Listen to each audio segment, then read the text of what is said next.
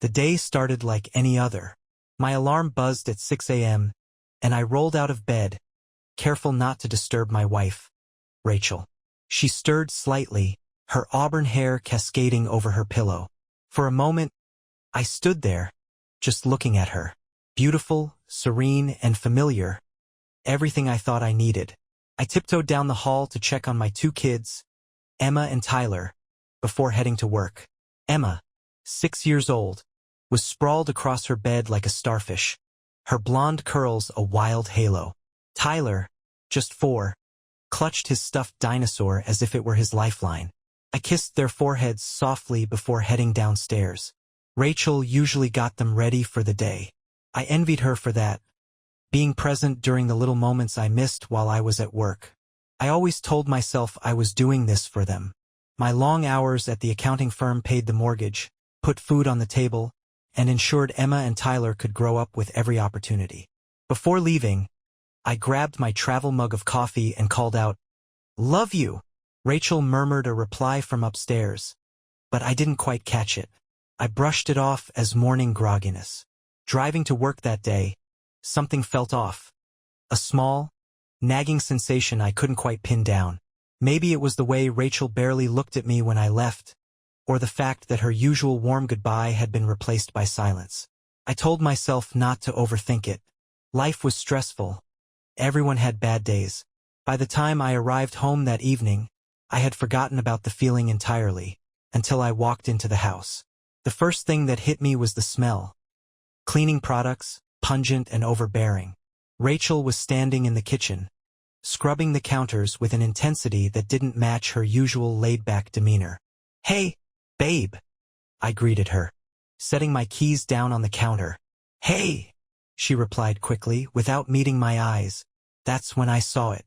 There, peeking out from under the trash can lid, was a used condom. My stomach twisted, and the air seemed to rush out of the room. My head swam with questions I wasn't ready to ask. "Rachel."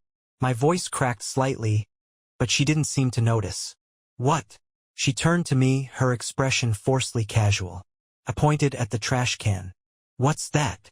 She froze, her face momentarily blank before contorting into a poorly masked attempt at confusion. "Oh, that? I must have thrown it out by mistake.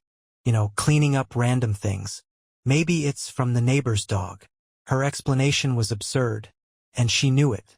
But instead of pressing her, I nodded slowly and left the room, my mind racing. That night I couldn't sleep. My thoughts spiraled into dark places, questions looping endlessly. Who was she with? Was it someone I knew? Had she been doing this all along? Right under my nose? One thing was certain, I couldn't let it go. The next morning, I felt like a stranger in my own home. Rachel acted as if nothing had happened, humming softly as she made pancakes for Emma and Tyler. The kids giggled at the table, syrup dripping from their forks. It should have been a comforting scene, but all I could see was the trash can from last night.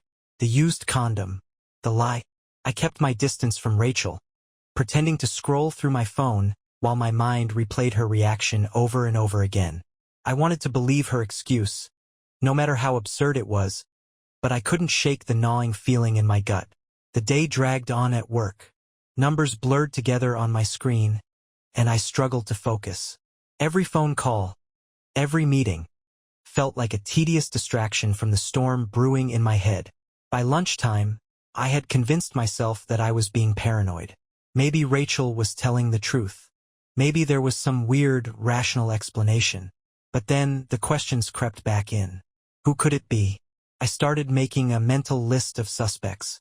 There was Mark, our next-door neighbor, who always seemed a little too friendly whenever Rachel was outside gardening. Then there was James, the handyman she'd hired a few times to fix things around the house. He was polite enough, but there was something about the way his eyes lingered on her that had rubbed me the wrong way. By the time I got home, I felt sick with uncertainty. Rachel greeted me with her usual smile, but it didn't reach her eyes. Was it guilt? Or was I imagining things? "Hey, honey, how was work?" she asked, her tone so normal it felt unnatural. "Fine," I replied curtly, brushing past her. I kissed Emma and Tyler on their foreheads and headed upstairs. Once I was alone in the bedroom, I started rifling through the dresser drawers, her nightstand, even the closet. I wasn't sure what I was looking for. Texts, notes, anything, but I found nothing. Just her neatly folded clothes and a faint scent of her perfume lingering on the fabric. Frustrated, I sat on the edge of the bed and stared at the family photo on the nightstand. In it, we looked so happy. Rachel and I stood in the middle with Emma and Tyler in front of us. Their little faces lit up with innocent joy. I had always assumed that our smiles were real. Now I wasn't so sure. That night, after Rachel fell asleep, I lay awake, staring at the ceiling. The weight of my suspicions pressed down on me like a boulder. I couldn't confront her without proof. If I was wrong, I'd destroy our marriage over nothing. But if I was right, that thought terrified me more than anything. The next day, I stopped by an electronics store after work. I spent an hour browsing, pretending I was just another clueless customer. Finally, I settled on a set of discrete cameras, the kind you could hide in plain sight without anyone noticing. When the cashier rang me up, I felt a twinge of guilt, but I swallowed it. I needed answers. I couldn't keep living in the dark. Installing the cameras felt like a betrayal in itself, but I couldn't stop. Late that night, after Rachel had gone to bed, I tiptoed through the house, carefully placing them in strategic spots. One in the living room, nestled among the books on the shelf. Another in the kitchen, tucked inside a decorative vase. A third in the hallway, disguised as a motion detector. The last one went in our bedroom. That one hurt the most, but I couldn't ignore the possibility that whatever was happening might involve the very space we shared. The irony wasn't lost on me. While Rachel slept peacefully just a few feet away, I was effectively tearing apart the foundation of our trust.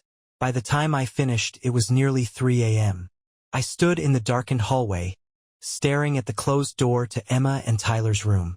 Their soft breathing drifted through the crack, and I felt a pang of guilt. Whatever this was, it was going to affect them, too.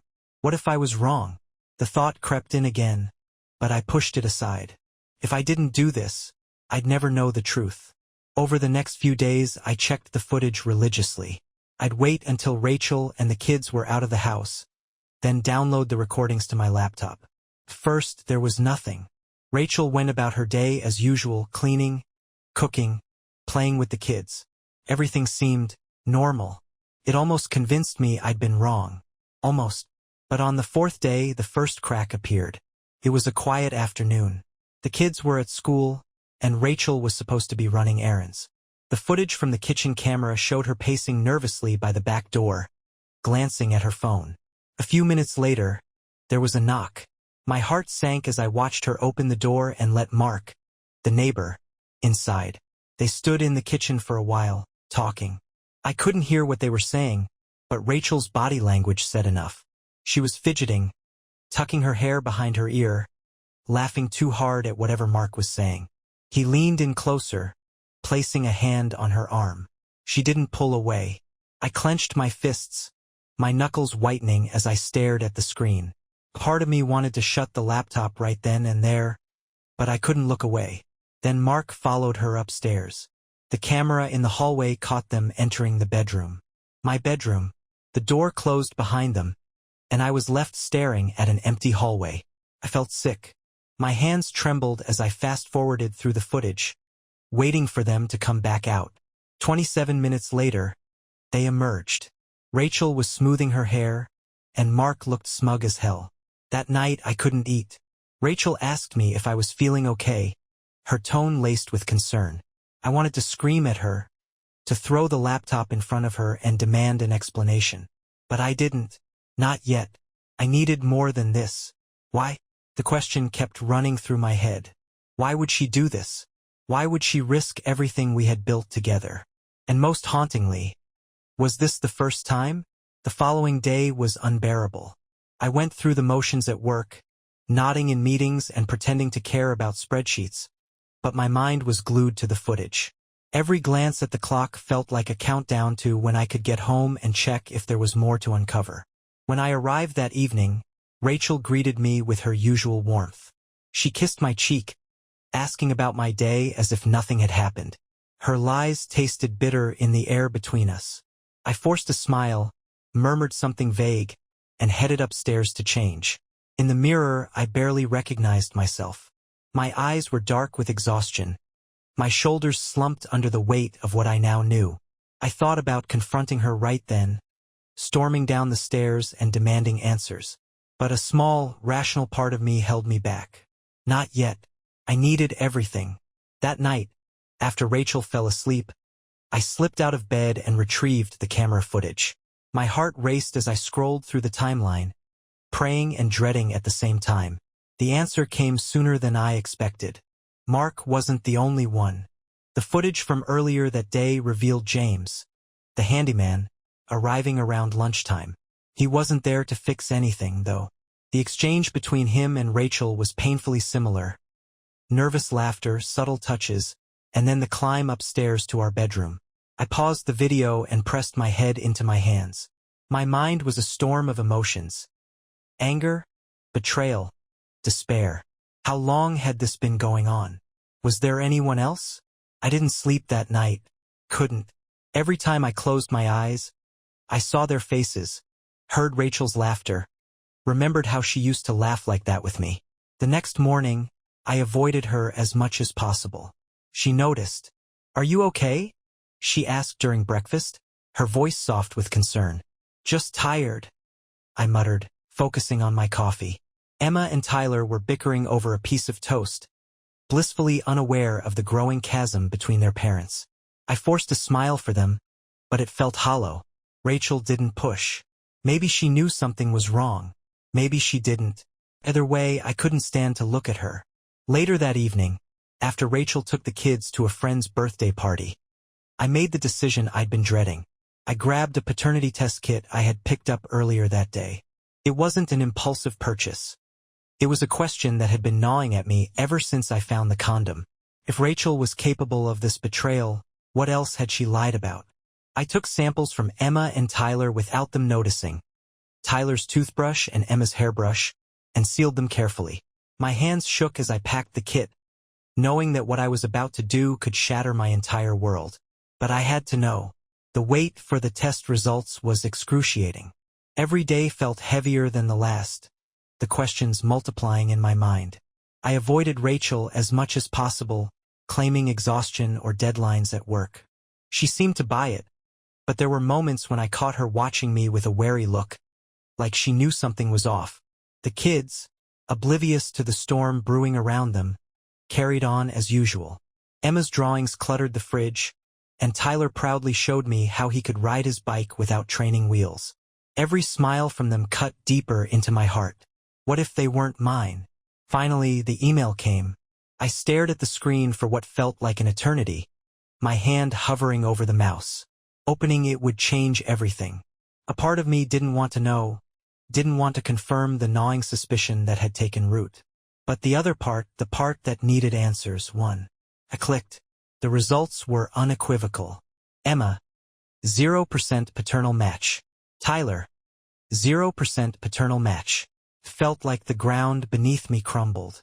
My vision blurred, and a cold numbness spread through my chest. My mind replayed every moment I had spent with them. Their first steps, first words, bedtime stories. Every memory now carried an unbearable weight of doubt. They weren't my children. I don't remember much of that evening. I sat in my car for hours, parked in an empty lot, staring blankly at the dashboard. Anger burned through me like wildfire, but it was smothered by the overwhelming ache of loss. Not just for the kids I thought were mine, but for the life I thought I had. Rachel's betrayal wasn't just about infidelity. She had stolen my family, my trust, my very sense of self. By the time I returned home, the house was dark. Rachel was asleep, the kids tucked in their beds. I stood in the hallway, staring at their closed doors, wondering what the hell I was supposed to do next. The next morning, Rachel greeted me with a cheery smile, oblivious to the bomb that had just gone off in my life. Her carefree demeanor felt like a slap in the face. I wanted to confront her right then, to demand answers, to scream at her for tearing my world apart. But I held back. I wasn't ready yet. I needed to know more. The following days were a haze of calculated silence. Rachel went about her usual routines, laughing with the kids, asking about my day, and offering me warm smiles that now felt like daggers. Every glance at Emma and Tyler twisted the knife deeper. I was desperate to confront her, but I couldn't do it without understanding the full scope of her betrayal. The cameras had already revealed more than I wanted to know, but I wasn't done. I went back through the footage, meticulously reviewing weeks of recordings. Each file felt like a time bomb, ready to explode and destroy what little hope I clung to. That's when I found him. Another man. This time it wasn't Mark or James. It was someone I didn't recognize. A stranger who arrived in a black car and left 2 hours later. The interactions were chillingly familiar. Rachel's laughter, her coy touches, the way she led him upstairs like it was the most natural thing in the world. I slammed my laptop shut, the sound echoing through the quiet house. My chest heaved with rage, but I forced myself to stay calm. The pieces were starting to come together, and the picture they painted was uglier than I had imagined. That evening, as we sat down for dinner, I studied her closely. Rachel looked radiant, her cheeks flushed from the heat of the stove. She served the kids their plates with a warmth that almost made me forget everything. Almost. "Long day?" she asked, pouring herself a glass of wine. "Yeah," I replied, keeping my voice neutral. "Yours?" "Busy but good. I got a lot done around the house," she said, flashing me a smile. I nodded, biting back the urge to ask her about the stranger in the black car. Instead, I focused on my food, swallowing my questions along with the tasteless bites. The kids chattered away, blissfully unaware of the tension simmering beneath the surface. Later that night, after the kids were asleep, I decided it was time to lay the first brick in my confrontation. I found Rachel in the living room, curled up on the couch with a book. She looked up as I entered, her eyes lighting up like they always did when she saw me. I hated that I still found her beautiful. "Hey," I began, leaning against the doorframe. "Can we talk?" Her brow furrowed slightly, but she set the book down. "Sure. What's on your mind?" I sat down across from her, the weight of the paternity results pressing down on me like a vice. "Have you ever lied to me? About something important?" Her eyes widened slightly, and for a moment, I thought I saw panic flash across her face. But she quickly masked it with a laugh. "What kind of question is that?" "Of course not. Why would you ask?" I shrugged, keeping my tone casual. "Just curious. You've seemed distant lately, that's all." Her smile wavered, and she glanced down at her hands. "I'm sorry if I've made you feel that way. Things have just been stressful, I guess." "Stressful how?" I pressed. She hesitated, her fingers twisting the hem of her sweater. "I don't know. Life, the kids, everything. But I promise, there's nothing to worry about." Her words felt hollow, and I nodded slowly, pretending to accept her answer. But inside, the storm was building. I had planted the seed. Now it was only a matter of time before it bore fruit. The following morning, I woke up to find Rachel already downstairs, humming a tune while making breakfast.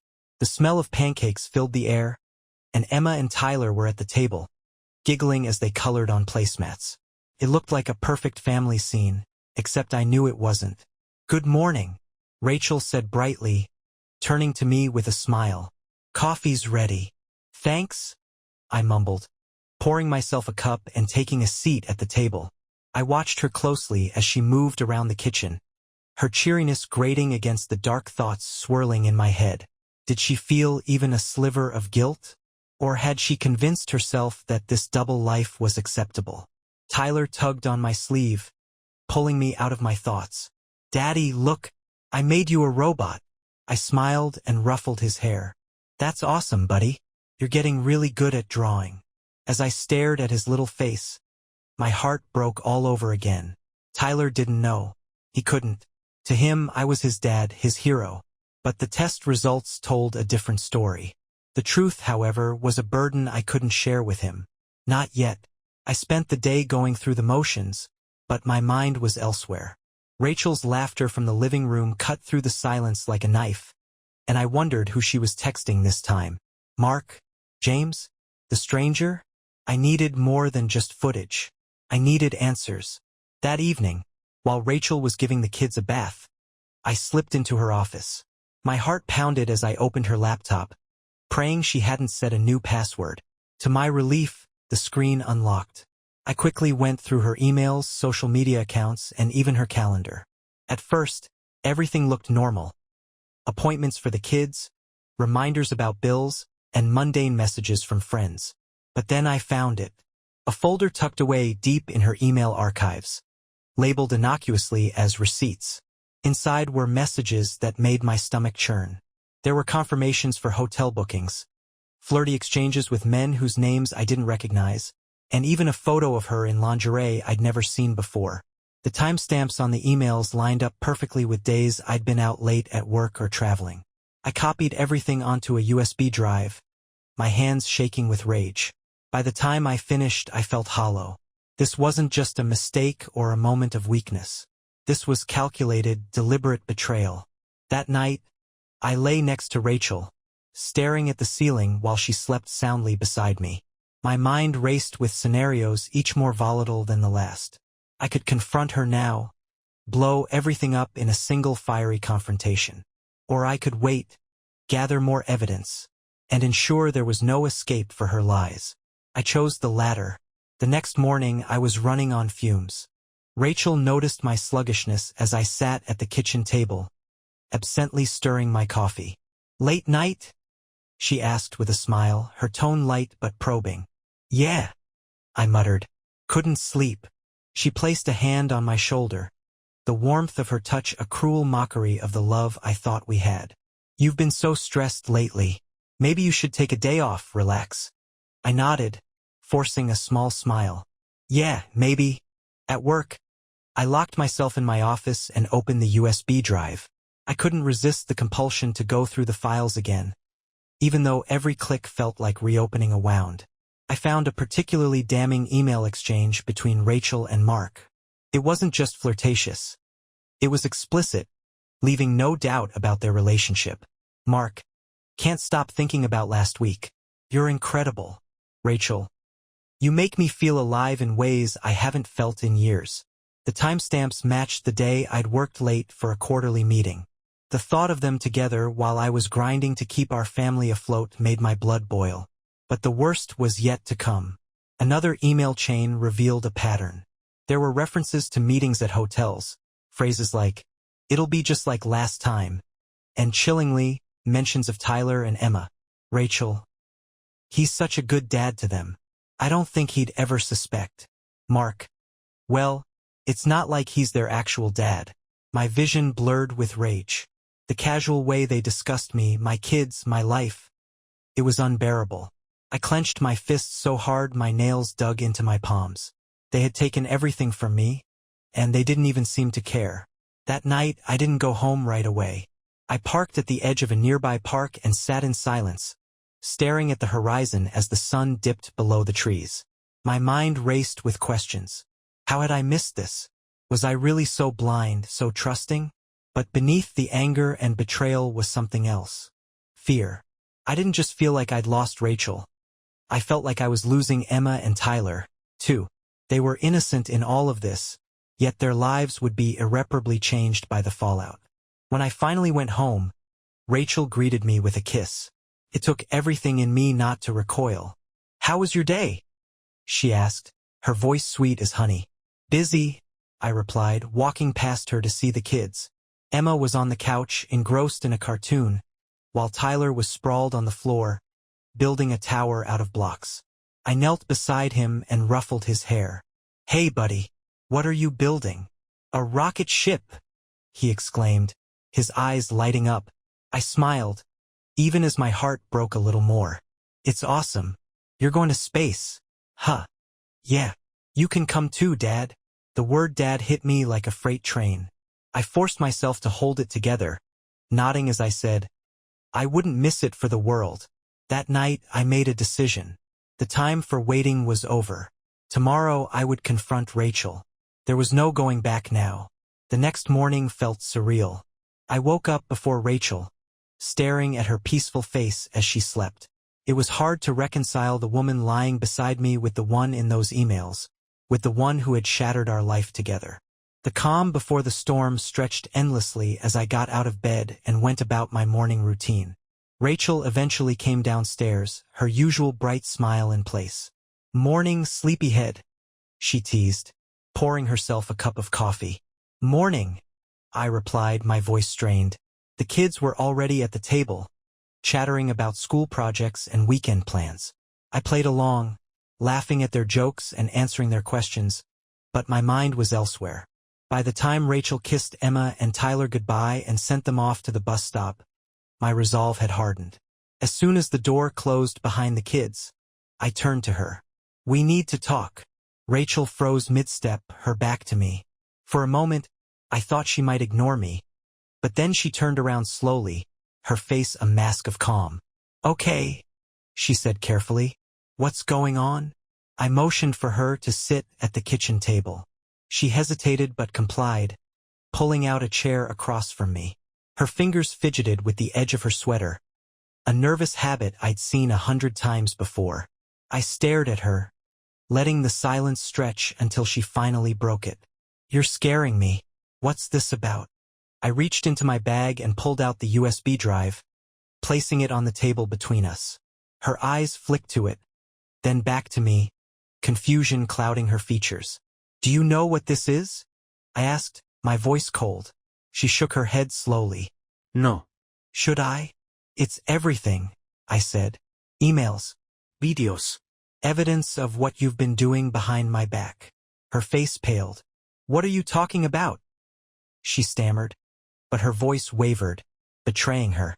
I leaned forward, my anger barely contained. "I know about Mark. I know about James. I even know about the stranger in the black car." "How many more, Rachel? How many others have there been?" Her mouth opened, but no words came out. Tears welled in her eyes, but I didn't let them sway me. "Don't you dare play the victim," I snapped. "You owe me the truth." She broke. The tears spilled over as she buried her face in her hands. "I'm sorry," she whispered, her voice muffled. "I never meant for it to go this far." "Go this far," I repeated, my voice rising. "You've been lying to me for years. Do you even care about what you've done to me? To Emma and Tyler." At the mention of the kids, she flinched. "I love them," she said, looking up at me with red, tear-streaked eyes. "They're my whole world." "They're mine too," I said, my voice shaking. "Or at least I thought they were." Her eyes widened in panic. "What do you mean?" I stood up and paced the room, my emotions boiling over. "I mean, I had paternity tests done. Emma and Tyler, they're not mine, Rachel. They're not mine." She gasped, her hand flying to her mouth. No, that's not possible. Don't lie to me," I roared, slamming my fist on the table. "You've been lying for years. Don't you dare try to deny it now." Rachel sobbed, her shoulders shaking. "I'm sorry," she choked out. "I'm so sorry." "Sorry doesn't fix this," I said, my voice icy. "Sorry doesn't undo the betrayal, the lies, the years I spent loving kids I thought were mine." The silence that followed was deafening. Rachel stared at the table, unable to meet my eyes. I felt no satisfaction, no relief, only a deep, hollow pain that threatened to consume me. Finally, I spoke. "I want the truth. Who are their fathers?" Her head snapped up, her tear-filled eyes wide with fear. "I don't know," she whispered. "It could be Mark, could be James. I don't know." Her admission was the final blow. I turned away, unable to look at her. The woman I had loved, the mother of the children I had cherished, was a stranger to me now. Rachel's words echoed in my mind long after they were spoken. "I don't know." The sheer weight of those 3 words crushed whatever fragile pieces of hope I might have clung to. She didn't know. Not only had she betrayed me, but her actions had turned the very existence of Emma and Tyler into a question mark. For a long moment, I couldn't move, couldn't speak.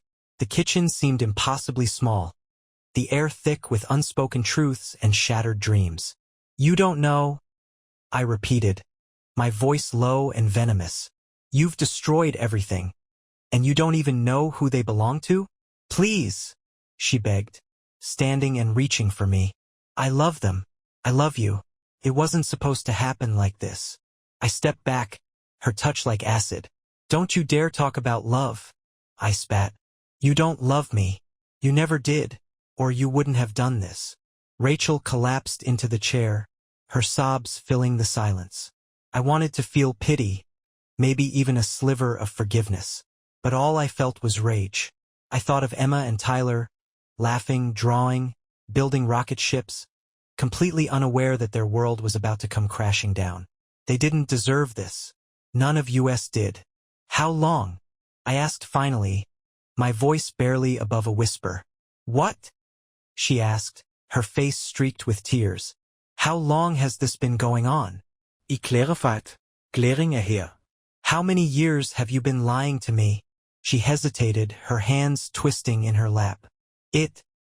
It started a few years after Tyler was born, she admitted. I was lonely. You were always working, always busy, and I just...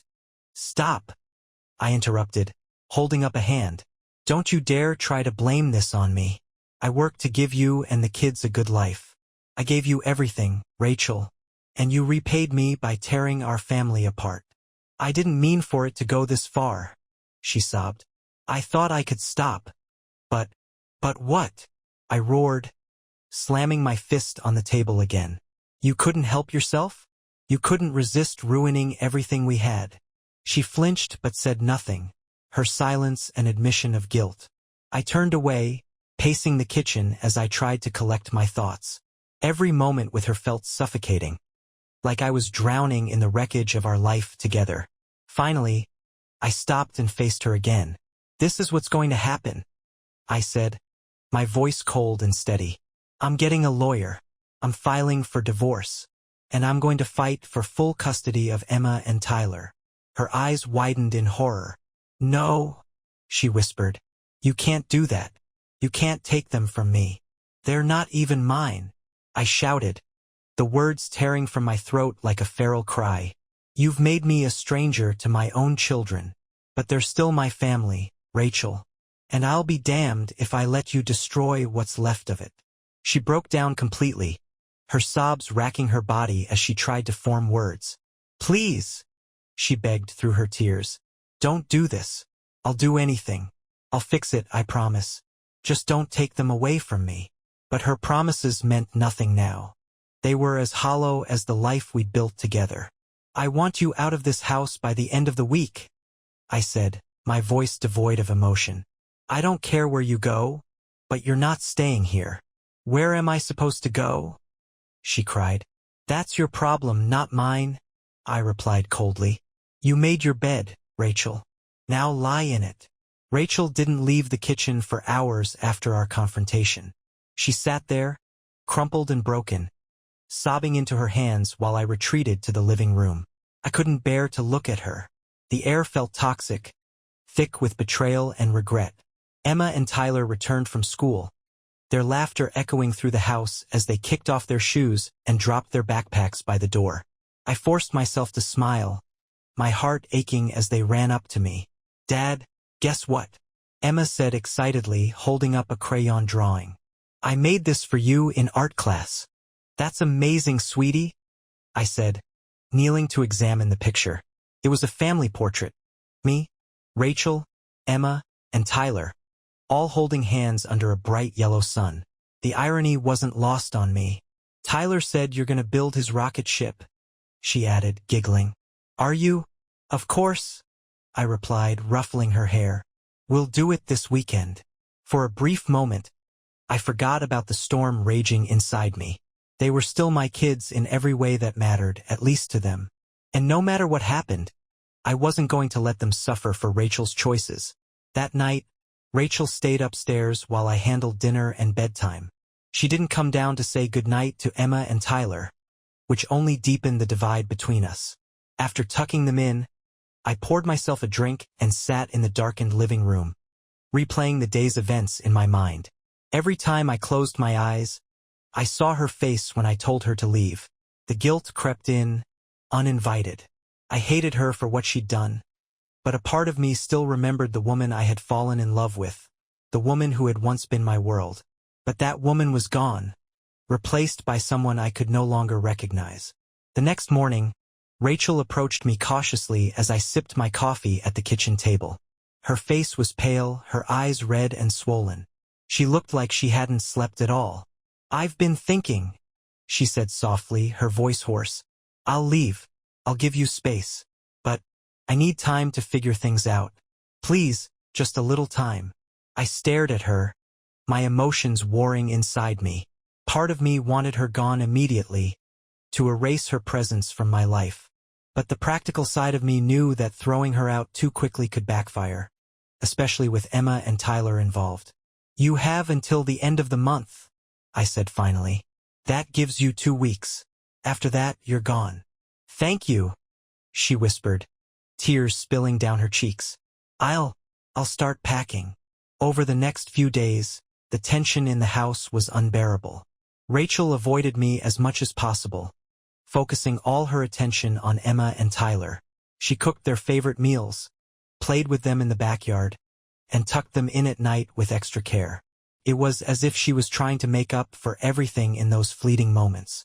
I watched from a distance, my heart heavy with conflicting emotions. I wanted to hate her, and most of the time I did.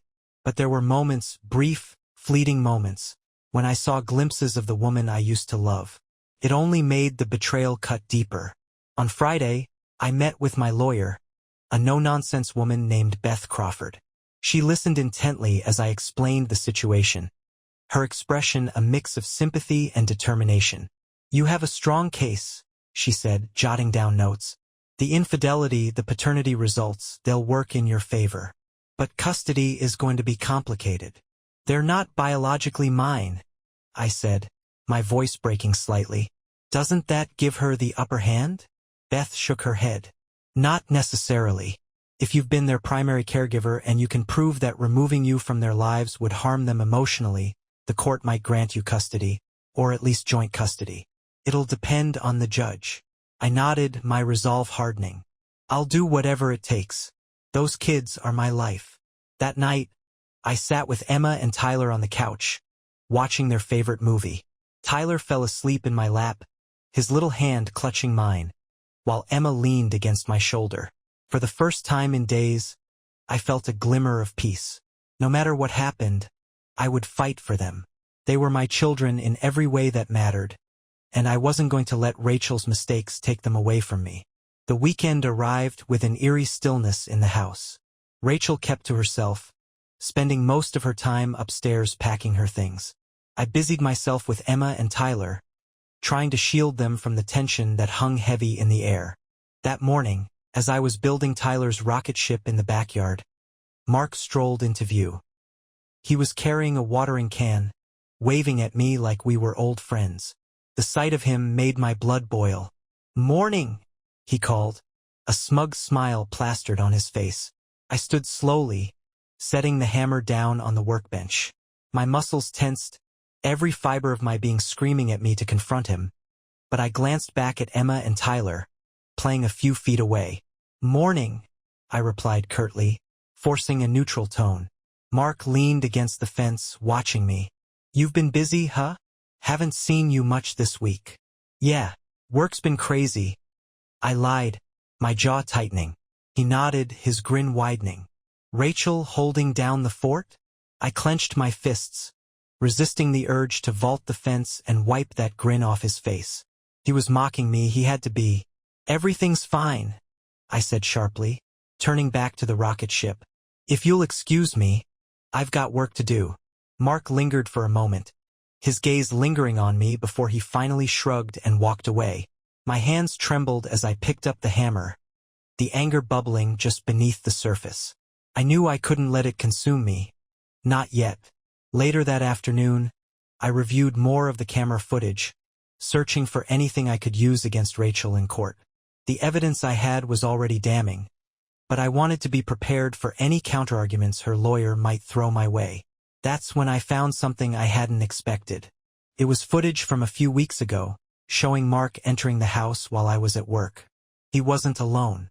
James was with him. My stomach churned as I watched them joke and laugh in the kitchen, their familiarity with each other unsettling. Then Rachel appeared, greeting them with a warmth that made me sick. The three of them disappeared upstairs. My heart pounded as I fast-forwarded through the footage, unable to bear watching the betrayal unfold in real time. When they finally reappeared, their disheveled appearances confirmed my worst fears. I slammed the laptop shut, my breath coming in short gasps. This wasn't just infidelity. It was a pattern, a complete disregard for our marriage, our family. The scope of her betrayal felt overwhelming, like a tidal wave dragging me under. That evening, Rachel came downstairs for dinner, her eyes red and puffy. She tried to make conversation, but I couldn't bring myself to respond. Emma and Tyler filled the silence with their chatter, oblivious to the cracks forming in the foundation of their lives. After the kids went to bed, Rachel approached me in the living room. "Can we talk?" she asked hesitantly. I didn't look at her. "What's there to talk about?" "I know you're angry," she said, her voice trembling, "and you have every right to be. But I just want you to know that I'm sorry. For everything." "Sorry doesn't fix this," I said coldly, finally meeting her gaze. "Sorry doesn't erase the lies, the cheating, the years I've spent loving kids who aren't even mine." Her tears flowed freely now, but I felt no sympathy. "I'll do whatever it takes to make it right," she said, her voice breaking. "Just, please don't hate me." I stood, my jaw tightening as I towered over her. "It's too late for that." Rachel's sobs followed me as I left the room. I climbed the stairs slowly, my footsteps heavy as I headed toward the kids' rooms. I needed to see them to remind myself what I was fighting for. They were asleep, their small faces serene and untouched by the chaos brewing beneath our roof. Tyler clutched his stuffed dinosaur, a soft snore escaping his lips. Emma had kicked off her blanket, her crayon drawings spread across her nightstand. My chest tightened as I stood in the doorway watching them. They didn't deserve any of this. I leaned against the frame, struggling to hold myself together. The next few days were a blur. Rachel began packing in earnest, her movements slow and deliberate, as though she hoped I'd stop her. I didn't. Every box she sealed, every item she carried to her car, felt like a step closer to the inevitable. Emma and Tyler didn't fully understand what was happening. Rachel explained that she'd be staying with a friend for a while, but I knew the truth would come out eventually. Kids are perceptive. They'd figure it out sooner or later. On her last night in the house, Rachel asked if we could sit down together after the kids went to bed. I agreed, more out of curiosity than anything else. We sat at the kitchen table, the same place where the confrontation had started. "I know you hate me," she began, her voice barely above a whisper. "I do," I admitted without hesitation. She flinched but continued. "I deserve that. I deserve all of it. But I want you to know, I never stopped loving you." Her words felt like a slap. "Don't," I said sharply. "Don't sit here and try to twist this into something noble. What you've done, what you've taken from me, there's no coming back from that." Her tears fell silently as she nodded. "I understand. But I need to say it anyway." The next morning, she said her goodbyes to the kids. Emma clung to her, tears streaming down her face. Tyler was quieter, his lip trembling as he tried to be brave. I stood back, letting her have the moment. She kissed their foreheads, promising she'd see them soon. Then she turned to me. "Take care of them," she said, her voice thick with emotion. "Please." "I always have," I replied coldly. "And I always will." She lingered for a moment, her eyes searching mine for something, anything, but I gave her nothing. Finally, she picked up her bag and walked out the door. The sound of it closing behind her was deafening. After she left, the silence in the house was overwhelming. Emma and Tyler sat on the couch, confused and heartbroken. I wanted to say something, to reassure them, but the words wouldn't come. Instead, I pulled them close, holding them as they cried. We sat there for hours, the three of us tangled together in grief. I didn't know what the future held, but I knew one thing for certain. I wasn't going to let Rachel's mistakes define our family. The days following Rachel's departure were filled with a strange, uneasy quiet. The absence of her presence lingered like a shadow in every room. Emma and Tyler noticed the change, though they didn't fully understand it. I could see the questions in their eyes, but they didn't ask. I wasn't ready to answer. Life fell into a new rhythm, one I had to create on the fly. Mornings were hectic, with me rushing to pack lunches and get the kids to school on time. Evenings were filled with homework, dinner, and bedtime routines. The house was emptier, quieter, but in some ways it felt lighter. For the first time in weeks, I began to feel like I could breathe.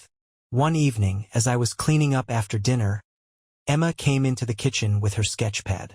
She climbed onto a stool at the counter, watching me wash the dishes. "Daddy?" she asked softly, her small voice breaking through the clinking of plates.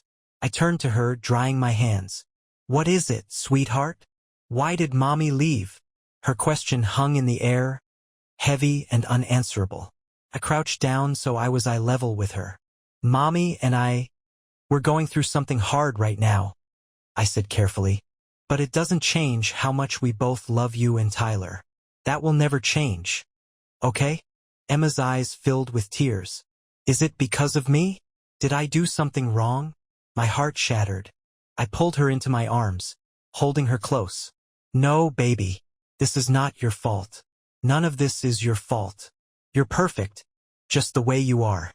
Her small arms wrapped around my neck, and for a moment, I felt like I was the one being held together. As the weeks went on, I leaned heavily on my lawyer, Beth. She was relentless, sifting through the evidence I'd gathered and strategizing for the custody battle ahead. "This is going to be tough," she warned during one of our meetings. "Courts don't like to separate children from their biological parents, even in cases like this. But we have a strong argument. You've been their father in every way that matters." Her words were a lifeline. I wasn't ready to lose Emma and Tyler, not after everything else. They were my anchor, my reason to keep going. Rachel, meanwhile, kept her distance. She called occasionally to check on the kids, but our conversations were brief and strained. I couldn't bring myself to forgive her, not yet, and maybe not ever. One Saturday, she asked if she could take Emma and Tyler for the day. It was the first time she'd seen them since leaving. I agreed, knowing they needed their mother, even if I couldn't bear to look at her. When she arrived, she looked different, smaller somehow. The confident, radiant woman I once loved was gone, replaced by someone fragile and uncertain. "Thank you," she said softly as she loaded the kids into her car. I didn't respond. I just stood there, watching her drive away with a hollow ache in my chest. That day, I found myself sitting in the empty house, staring at the family photos still hanging on the wall. I hadn't taken them down, though I wasn't sure why. Maybe I wasn't ready to let go of the life I thought we had. Or maybe I didn't want to erase the memories for Emma and Tyler. I took the photo of our wedding day off the wall, running my fingers over the glass. Rachel's smile stared back at me, a ghost of the past. With a deep breath, I set it aside, determined to leave it there until I could figure out what to do with it. Weeks turned into months, and slowly, we began to find our footing. The wounds Rachel's betrayal had left behind were still raw, but life had a way of moving forward, even when it felt impossible. Emma and Tyler adjusted to the new normal better than I expected, though there were still tough days. I threw myself into being the best father I could be. Weekends became dedicated adventures, trips to the park, building forts in the living room, baking cookies that always ended up slightly burned. It wasn't perfect, but it was ours. The custody battle was grueling, just as Beth had warned. Rachel fought for joint custody, arguing that her mistakes shouldn't deprive her of her children. I fought back with everything I had, using the evidence of her infidelity and lack of responsibility to make my case. In the end, the court awarded me primary custody. Rachel would have visitation rights, but Emma and Tyler would live with me. The relief was overwhelming, but it was bittersweet. I had won, but the price had been steep. When I told the kids, I tried to frame it as positively as I could. You'll still see Mommy, I said. But you'll stay here with me most of the time. We're going to be okay. Emma nodded solemnly, her small hand reaching for mine. Okay, Daddy. As long as we're together. Tyler didn't say much, but he crawled into my lap and rested his head against my chest. It was enough. Rachel didn't take the decision well. She called me after the court hearing, her voice shaking with anger and tears. You've taken everything from me, she said. How could you do this? No, Rachel, I replied, my voice steady. You took everything from yourself. I'm just picking up the pieces. She hung up without another word. I stared at the phone for a long time, wondering if I'd ever feel closure. Time passed, and the pain began to dull. I started therapy not just for myself but for Emma and Tyler as well. It helped more than I expected. Talking about the anger, the grief, the confusion, it made it all feel a little less heavy. One day, as I was tucking Emma into bed, she looked up at me with wide, curious eyes. Daddy, are you happy? The question caught me off guard. I thought about it for a moment before answering. I'm getting there, sweetheart. Having you and Tyler makes me happy. She smiled and snuggled into her pillow. I love you, Daddy. I love you too, I whispered, kissing her forehead. The photo of Rachel and me from our wedding day still sat in a box in the closet, along with other mementos from a life that no longer felt real. I didn't have the heart to throw them away, not yet. Maybe someday, when the wounds had fully healed, I'd be able to let go. For now, I focused on the future, on Emma and Tyler, on building a life that was honest and whole. The scars Rachel left would always be there, but they didn't define me. They didn't define us. We were moving forward. One day at a time, we were becoming a new kind of family. And for the first time in a long time, I believed we would be okay. If you like our content, leave a like and subscribe for more videos.